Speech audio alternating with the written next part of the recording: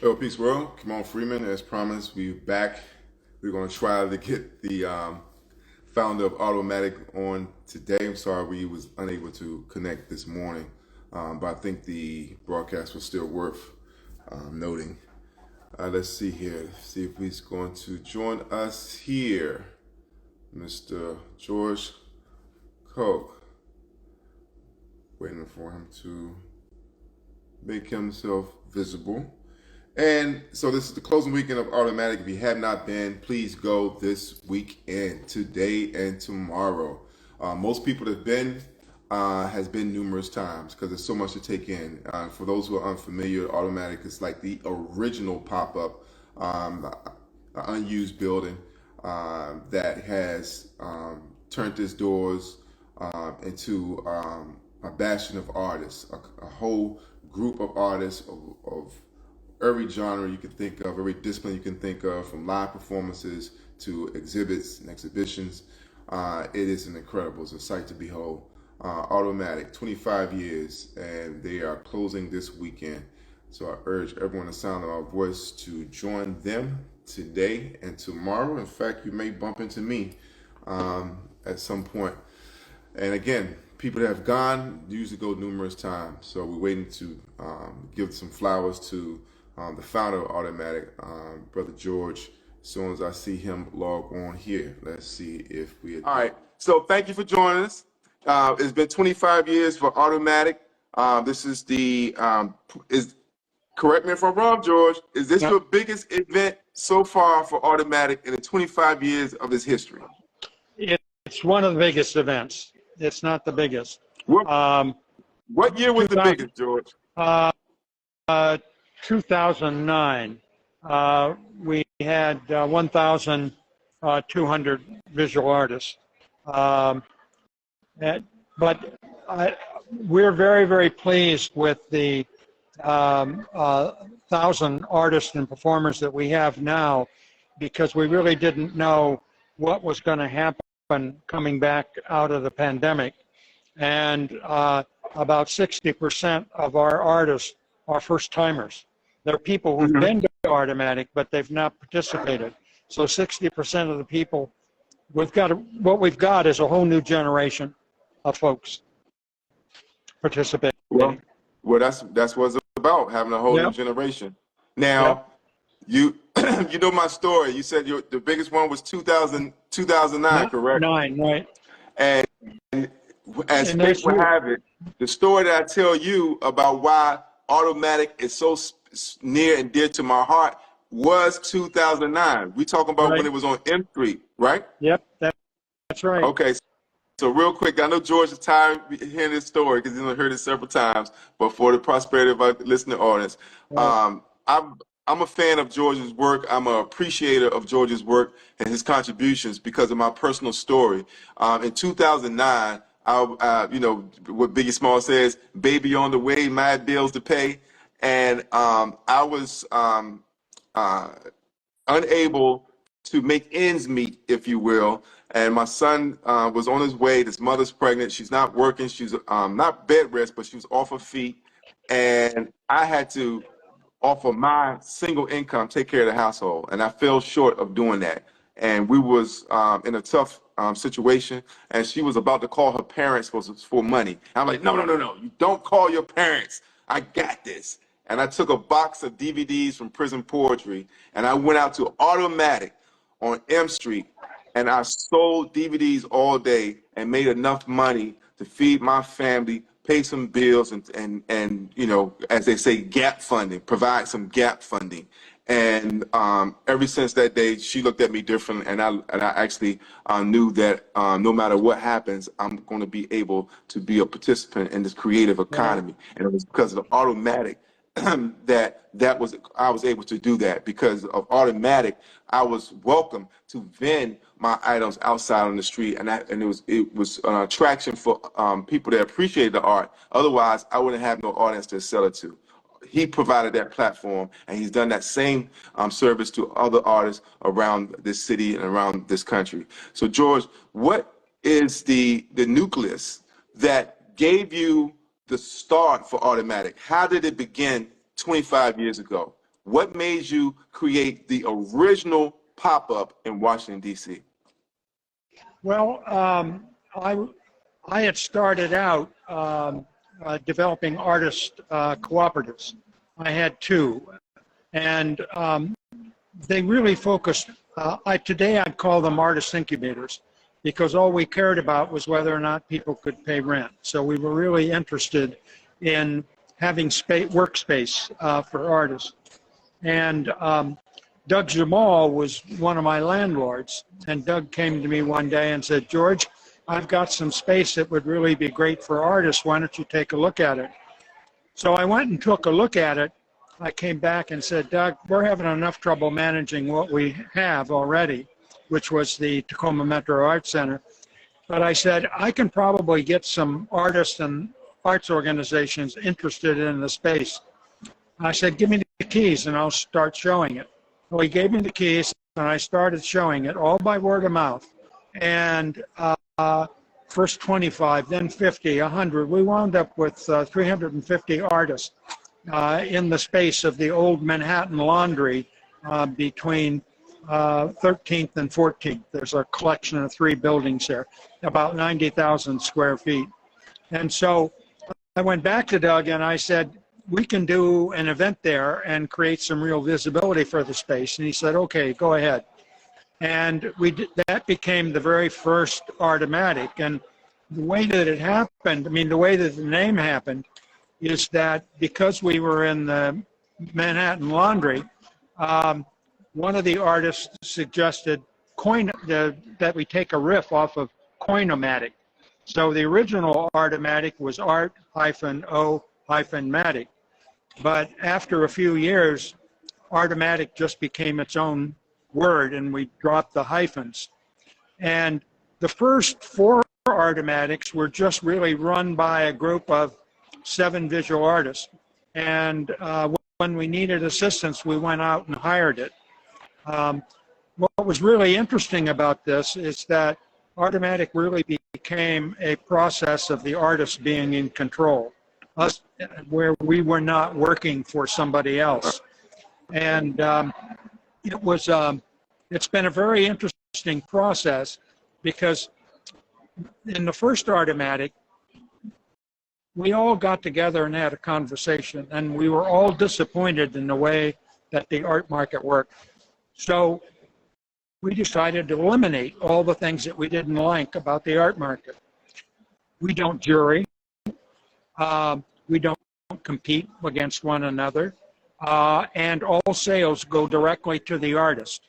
So anybody can participate in Artomatic, and all sales go directly to the artist. We don't collect anything, which is very, very unique in the art world. And so, one of the things where we are right now, particularly with the new folks in this particular event, when I have friends come to Washington, I usually take them to busboys and basically say, "Look, this is the only place you can go that's always going to be diverse, always diverse." That's what's happening at Artomatic now.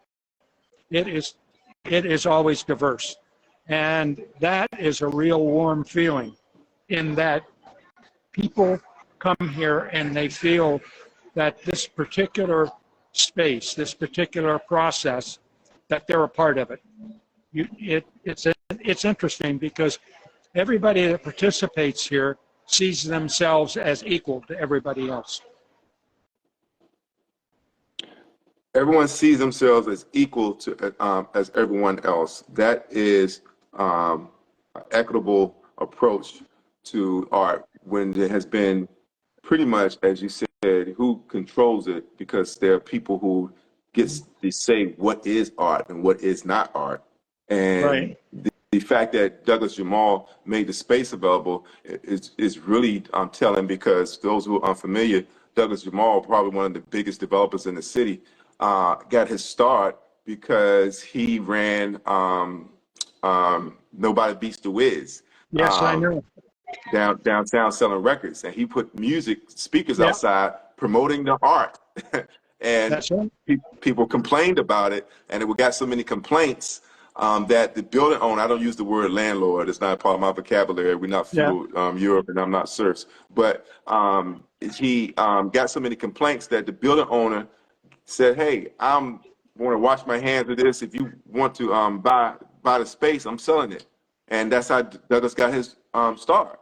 And he was Yeah. there at the right time, and part of the revitalization of downtown. And he was in the right place at the right time. He also owned the space behind We Act Radio, by the way. Ah, So shout out to Douglas Jamal. So I'm glad to see that he gave you opportunity to get started. That was a catalyst for the 25 years of Artomatic, and that's how you got started. That's how it was. That's how it went. Now tell us now how it's going for the second largest showcase of Artomatic that's happening right now at well, 2100 M Street. right. We will end in Sunday night. We expect to have 50,000 people come through the space over the 7 weeks that we were open. We're very, very happy. Mm-hmm. Yeah. And I think also the other thing that's happened, you told about selling your CDs. One of the things that we've done this year, DVDs, I'm sorry. No worries. One of the things that we're doing right now, we've expanded the marketplace. We have a marketplace every Saturday and Sunday where vendors come in. Now, the marketplace really started in 2009, by the way. We had artists who had small things that they wanted to sell, not stuff on the wall. And so my response to change is always yes, and how you work it out is another issue.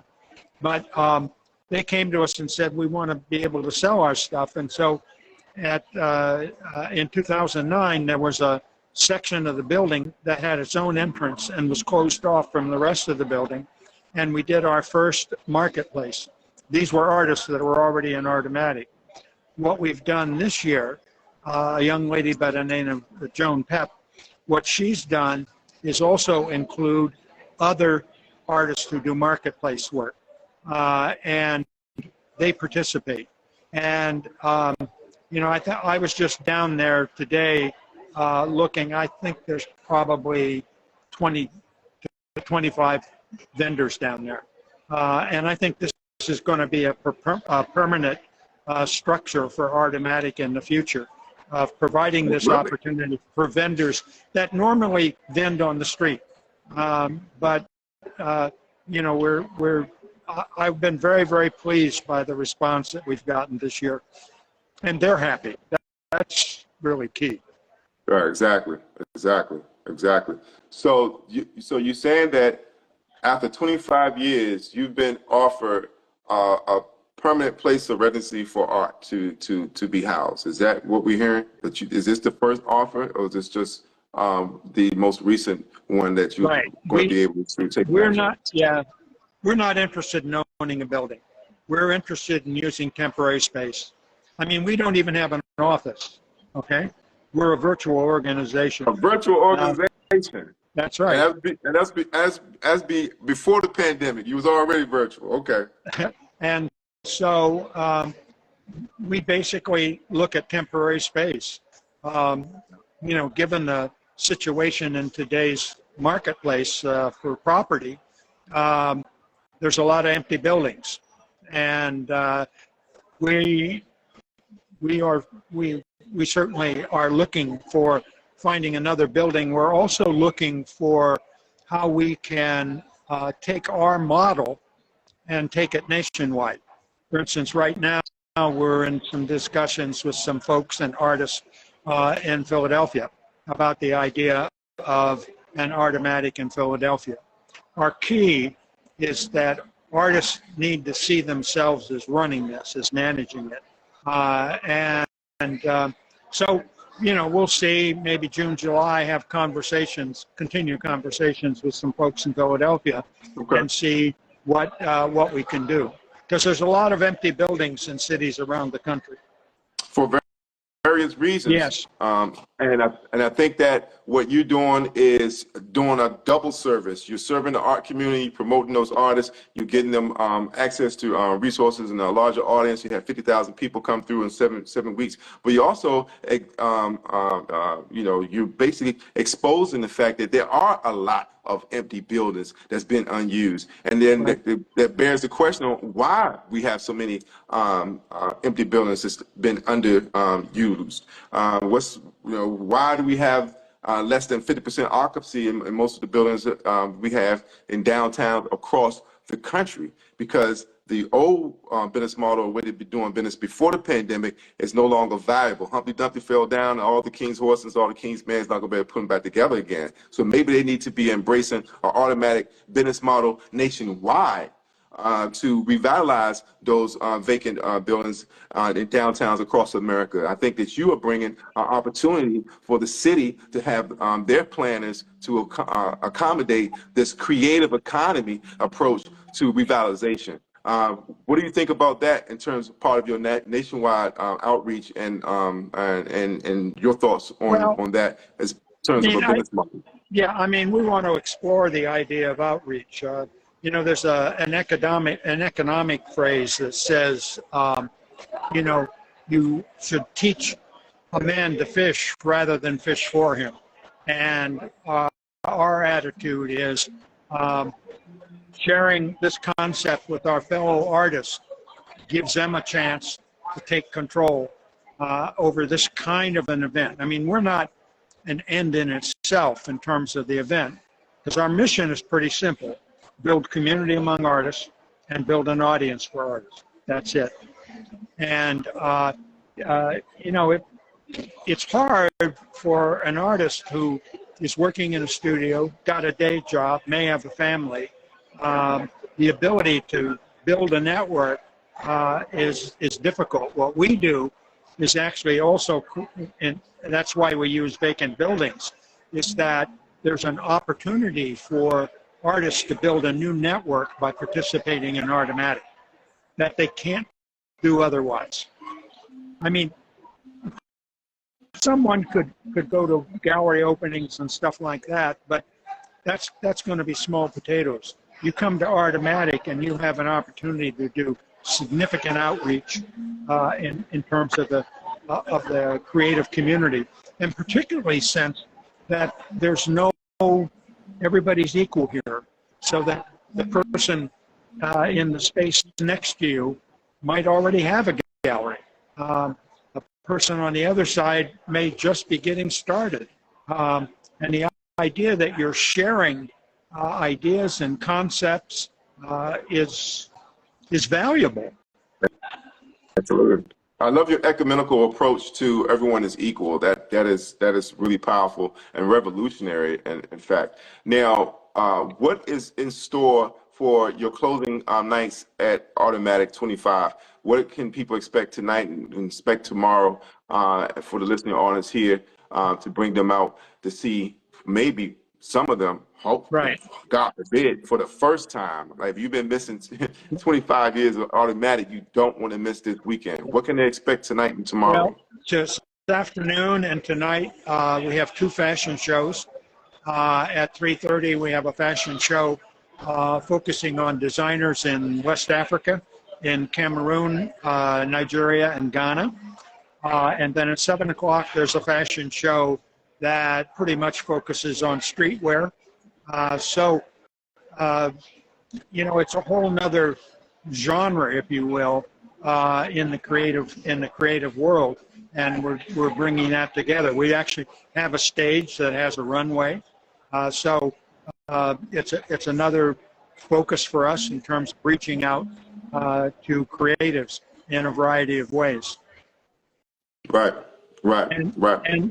And obviously, we always have music going on. We've got 3 stages, and so, but tonight and Sunday we'll be having lots of music. And you can just go to the Artomatic webpage, artomatic.org, and look at the events that are scheduled. And before you came on, I told you off camera about the wonderful band that I, Christopher Columbus at the Automatic. The name of the band is called The Spectrum. The Spectrum, and you can catch them live at the Saloon on U Street from time to time. I swear by them. This is my Okay. new favorite local band. They got two drummers. It's an instrumental band piece. I love these guys, and you introduced me to them. They performed twice that I know of at Automatic, Wonderful. and I just love them. The Spectrum. I'm putting them on blast. The Okay. Spectrum, Rachel.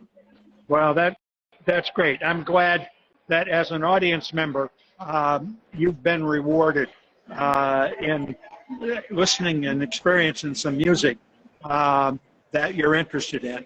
And my idea of Artomatic is that there are a lot of other people out there that are going through the same process that you're going through in music and art, poetry, and stand-up comedy, and experiencing those efforts.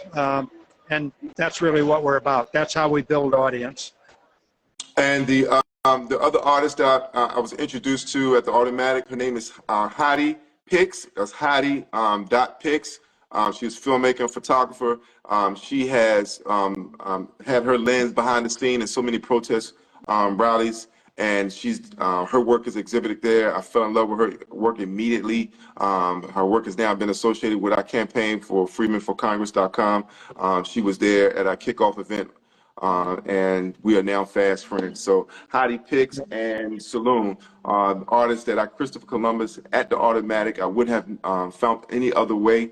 And because of your ecumenical approach where everyone's equal, you have artists who are congregating there, creating a new synergy of ecosystem for artists in the city that may not otherwise have existed, because they're now communicating and perhaps even collectively working together. And as you alluded to, maybe even sharing resources, sharing gallery spaces and opportunities. All of these things are positive outcomes out of Automatic. Now, after the 25 years that you've been doing this fine work, as a community service, what do you want people to know about the genesis behind your work? Like, what is the theme? What is what was the goal? What were you trying to? What's the message you was trying to convey? What do you want people to walk away remembering? How is it that you was able to do this for 25 years with very little support? What is your message to these people after your legacy has been solidified at the 25th anniversary of Automatic? That as artists, we can do it ourselves, period. Bam. As artists, we can do it ourselves. There you go. That's a hip hop quote, George. That's it. That's going to be the title of this interview. That's going to be here for prosperity. Your message is, artists, we can do it ourselves. Is that exactly? Yep. I want to make sure we get it verbatim. Yep. So I should say, artists, comma, we can do it ourselves. There you go. You got it. All right. So George, people can come out tonight and tomorrow. Doors are open until midnight tonight. Midnight tonight, and then 9 o'clock on Sunday. All right. So boys and girls, brothers and sisters, the doors are open at 2100 M Street, automatic.org for details. They are open to midnight tonight and 9 p.m. tomorrow. Don't be sorry and miss this last opportunity to be part of history and be one of the 50,000 people that have come through those doors in the past 7 weeks, because you won't have another opportunity unless we're going to get a ride to Philadelphia, because they're going to automatically be going nationwide. George, I leave the floor to you for the last words. This is We Act Real. We do shout-outs. Anybody you want to thank, any messages, closing comments are on you, my brother. Thank you. I just want to thank all the artists that are here for the work that they're doing, because the people that work the bars, that greet you and that come in, that clean the restrooms, those are all participants in Artomatic. Everybody in Artomatic works, and I just want to thank them for their contribution to make this happen. We want to thank all the artists because they can do it themselves. Shout out to the to Spectrums. Shout out to Heidi Picks, who sold a piece at our kickoff event on April 4th, 14th year at Legacy DC. Was auctioned off. Thank you, Miss Kayla. I appreciate that reminder. And George, thank you for all that Thank you you. have done and continue to do. I will see you tonight, sir. Hopefully with Okay. my kid. All right. Thank you, brother. Take All right. care. Thank everybody for joining us, and thank you for staying on till we got George here. It was a very important opportunity to speak to our elders to make this part of history. All right? Peace and blessings, and remember, do something. Peace. Okay.